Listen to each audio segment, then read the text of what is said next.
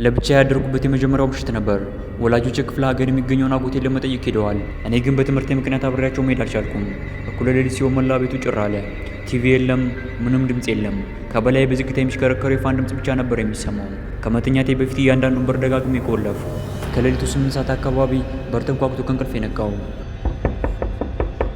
ዋናው በር ሳይሆን የመኝታ ክፍሌ በር ነበር። በጣም ደነገጥኩ። ድፍረት ለማሳየት እየሞከርኩ ማነው ብዬ ድምፄን ከፍ አድርጌ ጠየቁ።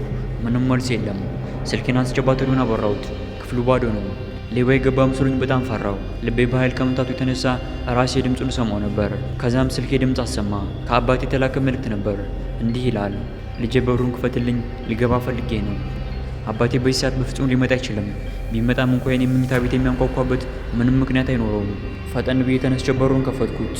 ማንም የለም። ቤቱን በሙሉ አንድም ቦታ ሳይቀር ፈተሽኩ። ምንም የለም። በሩም እንደተቆለፈ ነው። ሜሴጁን ቼክ ለማድረግ ወደ ስልኬ ተመለከትኩ። ምንም ሜሴጅ የለም። በፍጥነት ወደ አባቴ ደወልኩ። ነገር ግን መስመር ተይዟል ነው የሚለው። ከአጠገቤ ካገኘሁት ወንበር ቁጭ ብዬ ራሴን ለማረጋጋት ሁሌም ፍርሃት ሲሰማኝ የማደርገውን ጸሎት በማድረግ ላይ ያለው መብራቱ ጠፋ። መብራት ሄዶ ነው እንዳልል የተሰካው ቻርጀር እየበራ ነው። ሰው አጠፋውም እንዳልል ማብሪያ ማጥፋው ከፊት ለፊቴ ነው ያለው። ማንም ሲነካው አላየሁም። ቤቱ በሙሉ ጥቅጥቅ ያለ ጨለማ ሆነ። ባለሁበት ለተወሰኑ ደቂቃዎች ተቀመጡ። ከዛም ወደ እኔ እየቀረበ የሚመጣ የእግር ኮቴ ይሰማ ጀመር። የእግር ኮቴው ከኔ ጀርባ ሲደርስ ቆመ። ከዛም ሸካራ እጅ ፊቴን በቀስታ ነካኝ።